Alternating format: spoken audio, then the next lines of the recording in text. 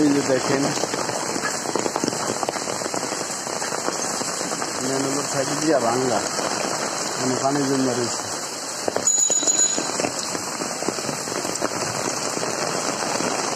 দেখাতে আসছি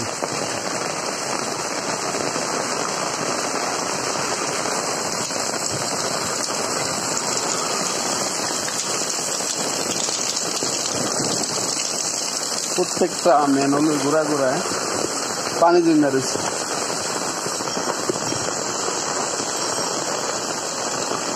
দেখাইতে আসছি আর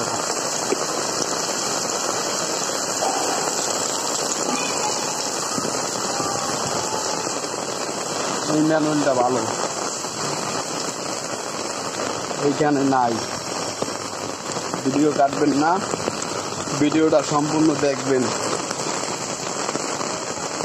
এই ম্যানহোলটা ভালো, দেখেন চতুর্দিকে কত ভালো, পানি নাই। দেখেন কই যাও, এত মজা।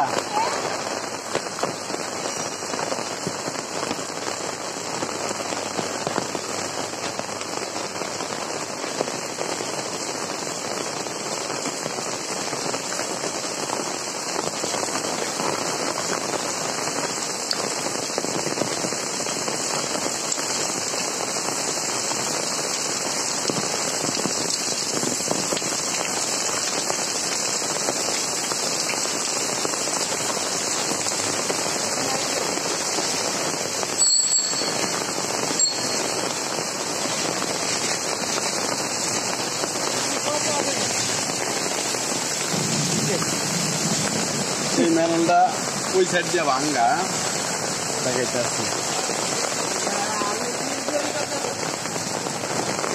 এখান দিয়ে পানি জমা রয়েছে।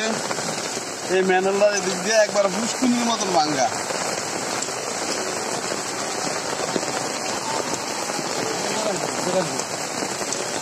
দেখছেন, এটা সম্পূর্ণই ভাঙ্গা, সম্পূর্ণই ভাঙ্গা।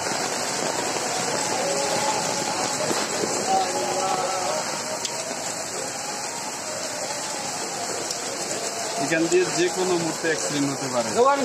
হ্যাঁ মেয়ে কি আর বা এত ব্যাধিস হয়েছে কি আরে, বৃষ্টির মধ্যে বাড়ি করো, *247# ডায়াল করো, টাকা বাইর করো।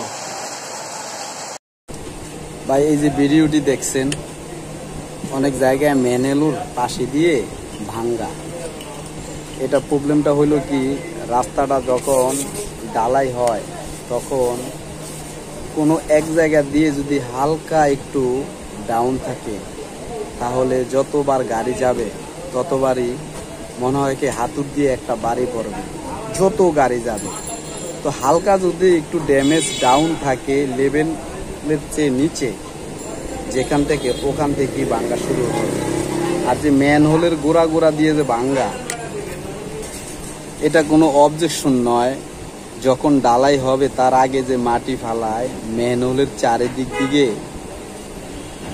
দুর্মুষ করা হয় না। এই জন্য ম্যানহোলের গোড়া দিয়েই রাস্তাগুলো তাড়াতাড়ি ভাঙবে।